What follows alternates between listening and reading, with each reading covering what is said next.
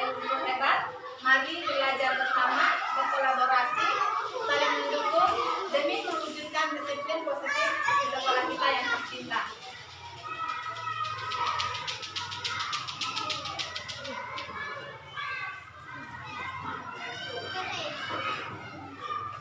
Pada sosialisasi kali ini, Bapak Ibu, saya ingin menyampaikan konsep-konsep kunci dalam modul budaya positif.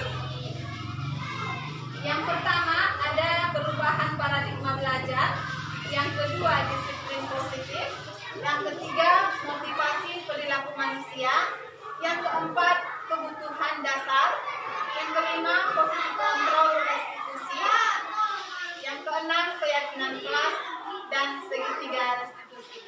Nah, Bapak Ibu, inilah nanti yang akan saya jabarkan satu persatu. Tapi di sini saya bukan mau mengajari, tapi saya mau mengajak Bapak Ibu untuk belajar bersama dan berkolaborasi bersama untuk menciptakan budaya positif di sekolah kita.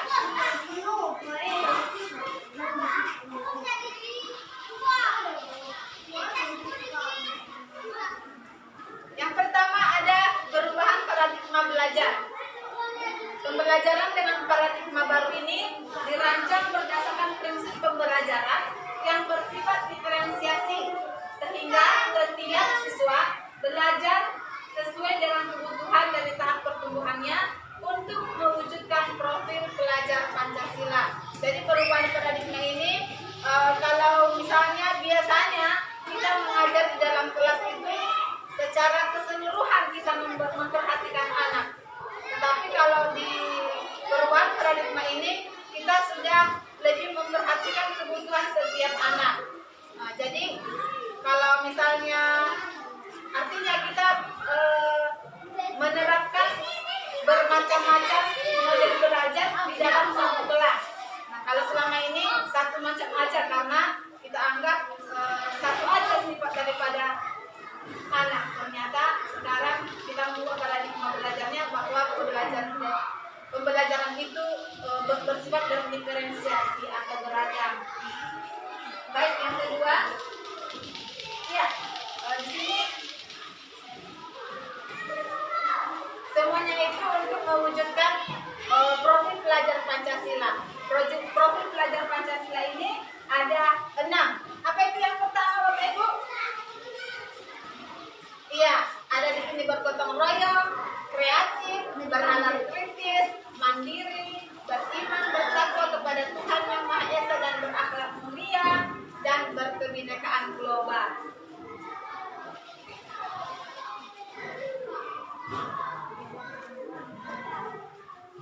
Yang kedua, disiplin positif. Nah, kalau menurut Bapak Ibu, apa itu arti disiplin? Iya. Nah, di dalam budaya kita, makna kata disiplin dimaknai menjadi sesuatu yang dilakukan seseorang pada orang lain untuk mendapatkan kepatuhan. Kita cenderung menghubungkan kata disiplin dengan ketidaknyamanan. Ki Hajar Dewantara mengatakan bahwa mencapai kemerdekaan atau dalam konteks pendidikan kita saat ini, untuk menciptakan murid yang merdeka, syarat utamanya itu harus ada disiplin yang kuat. Disiplin yang dimaksud di sini adalah disiplin diri yang memiliki motivasi internal. Nah, sebagai pendidik, tujuan kita itu menciptakan anak-anak yang memiliki disiplin diri sehingga mereka berperilaku dengan mengacu pada nilai kebajikan universal dan memiliki motivasi intrinsik, bukan ekstrinsik. Nah, di sini Bapak Ibu, siswa kita tuntut untuk memiliki motivasi intrinsik, artinya dia berperilaku disiplin bukan karena ada sebuah aturan yang membuat dirinya takut, tetapi karena dari dalam hatinya memang ingin memperbaiki dirinya. Nah, kalau misalnya motivasi intrinsik ini adalah motivasi dari luar diri siswa, dia menaati peraturan itu berdasarkan karena ada rasa takut, itu disebut dengan motivasi ekstrinsik. Tapi kalau dia melakukan sebuah aturan itu karena dia ingin menghargai dirinya sendiri, itu berarti motivasi intrinsik.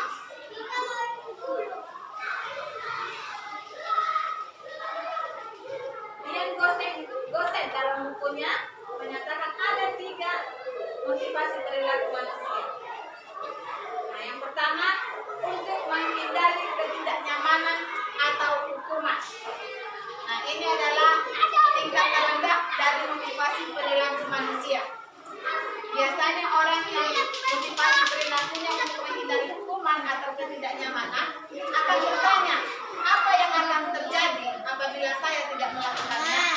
Sebenarnya mereka sedang menghindari permasalahan yang mungkin muncul dan berpengaruh pada mereka secara fisik, psikologis, maupun tidak terpenuhinya kebutuhan mereka. Bila mereka tidak melakukan tindakan tersebut, motivasi ini bersifat eksternal. Artinya dia melakukan sesuatu karena takut akibat. Nah, itu berarti motivasinya adalah motivasi eksternal. Yang kedua, untuk mendapatkan imbalan atas penghargaan. Ini satu tingkat di atas motivasi yang pertama.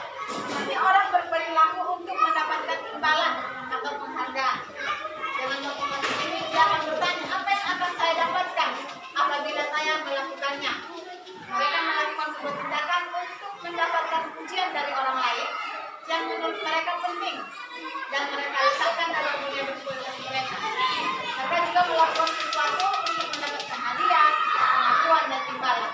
Motivasi ini juga bersifat eksternal. Ini juga berasal motivasi yang berasal dari luar dari siswa. Yang ketiga, untuk menjadi orang yang mereka inginkan dan menghargai diri sendiri dengan nilai-nilai yang mereka percaya. Nah, orang dengan motivasi ini akan bertanya, akan menjadi orang yang seperti apa apabila saya melakukannya? Mereka melakukan sesuatu karena nilai-nilai yang mereka yakini dan hargai, dan mereka melakukannya karena mereka ingin menjadi orang yang melakukan nilai-nilai yang mereka yakini tersebut. Nah, ini adalah motivasi yang akan membuat seseorang memiliki disiplin positif, karena motivasi dan perilakunya bersifat internal, bukan eksternal. Nah, Bapak Ibu, motivasi perilaku manusia yang ketiga inilah yang terbaik. Artinya dia melakukan sesuatu untuk menghargai dirinya sendiri dan bukan karena dorongan orang lain.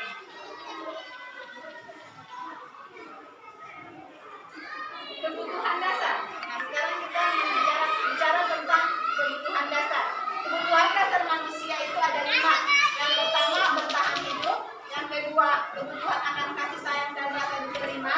Yang ketiga, kebutuhan akan kebebasan. Yang keempat, kesenangan dan kemuasaan.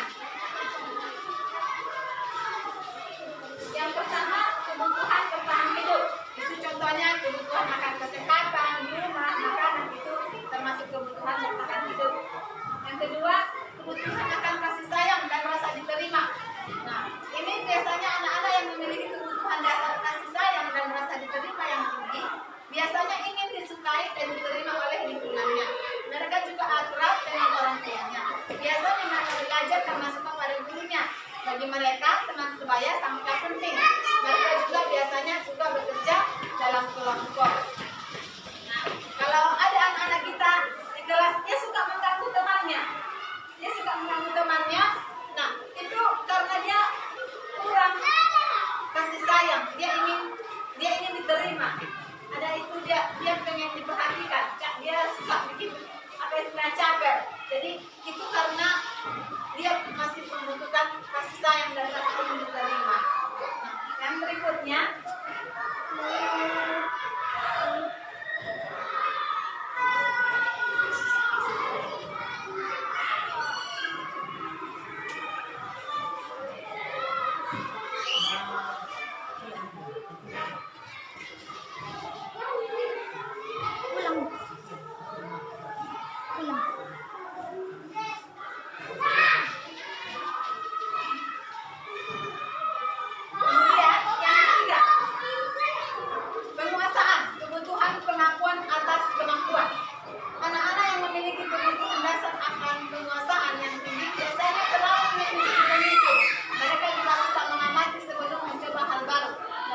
dan merasa kecewa bila melakukan kesalahan. Mereka juga biasanya rapi dan sistematis dan selalu ingin mencapai yang terbaik. Nah, ini anak-anak yang memiliki kebutuhan penguasaan itu biasanya dia tidak senang kalau nilainya jelek, harus bagus. Nah, itu berarti dia kebutuhan akan penguasaannya masih belum terpenuhi, makanya dia kan selalu ingin merajai istilahnya. Yang keempat, kebebasan, kebutuhan akan pilihan. Kebutuhan untuk bebas adalah kebutuhan akan kemandirian.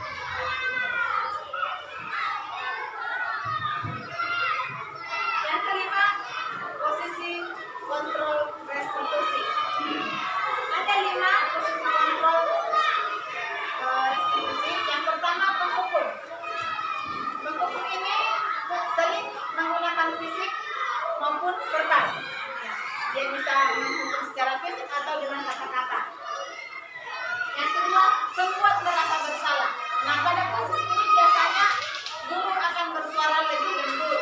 Pembuat tersebut salah akan menggunakan keheningan yang membuat orang lain merasa tidak nyaman, bersalah, atau rendah diri. Kata-kata yang keluar dengan lembut seperti ibu sangat kecewa dengan kami. Berapa kali bapak harus memberitahu kami ya?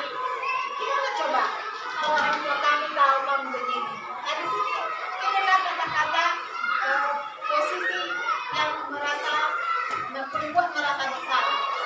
Yang ketiga, teman. Posisi kontrol yang ketiga, teman.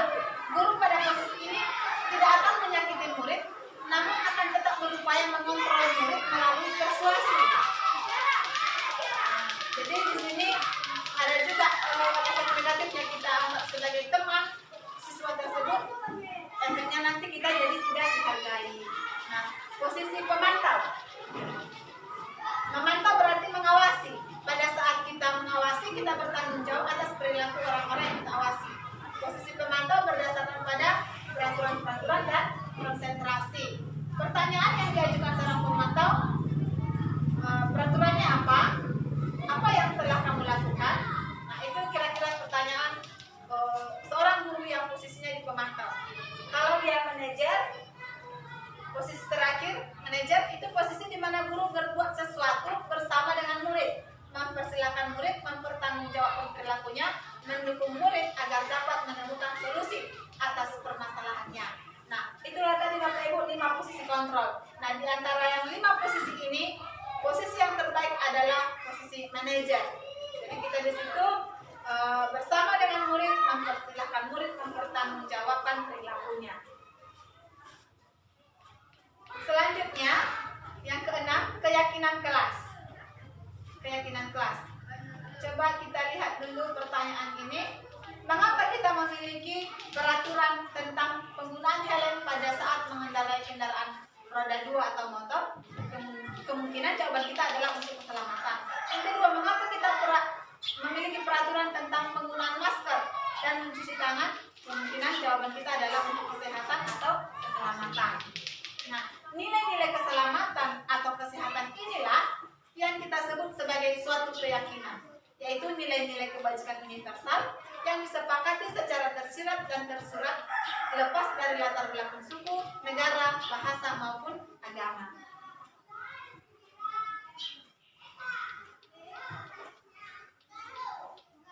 Nilai-nilai kebajikan lebih menekankan pada keyakinan seseorang karena akan lebih memotivasi seseorang dari dalam. Seseorang akan lebih bergerak dan bersemangat untuk menjalankan keyakinannya daripada hanya sekedar mengikuti serangkaian peraturan tertulis tanpa makna. Nah, jadi di sini keyakinan kelas itu peraturan yang diadakan berdasarkan kesepakatan bersama dan kita yakin kita bisa mempertanggungjawabkannya. Itulah yang disebut dengan keyakinan kelas.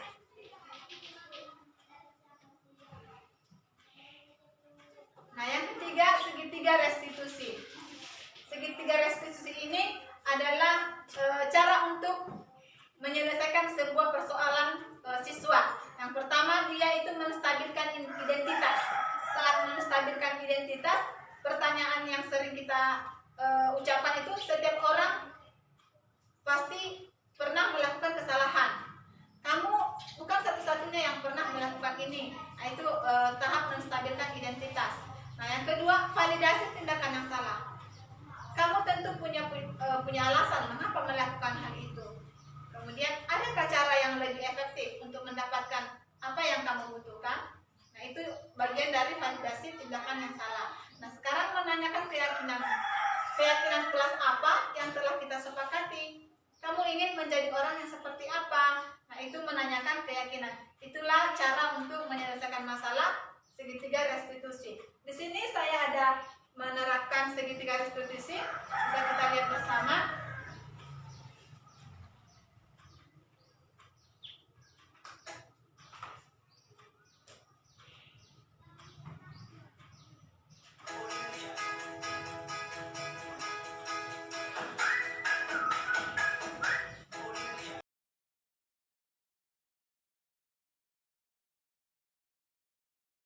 Selamat pagi semuanya.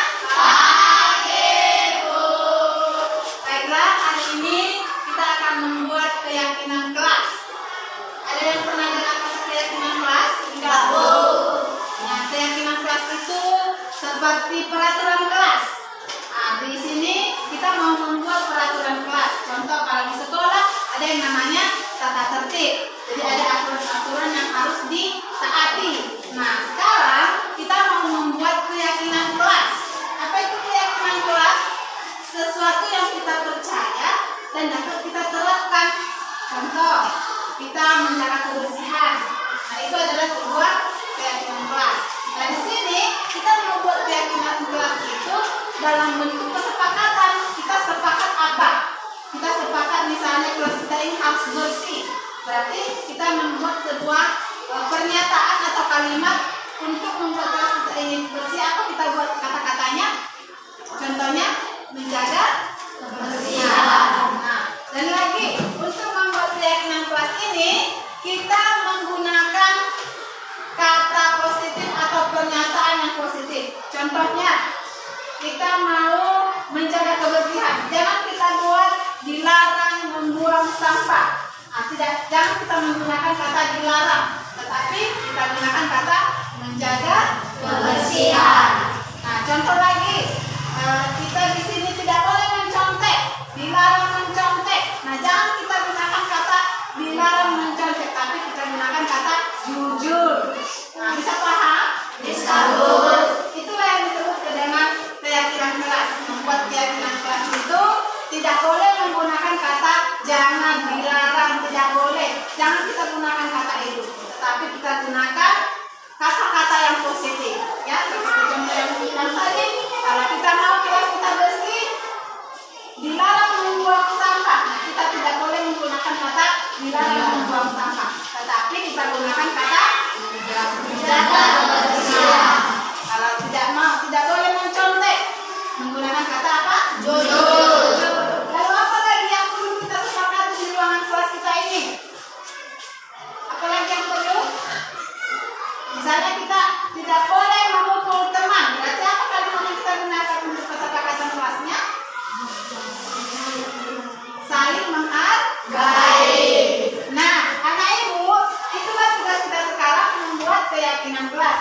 Jadi nanti anak ibu bagikan kertas kecil satu orang.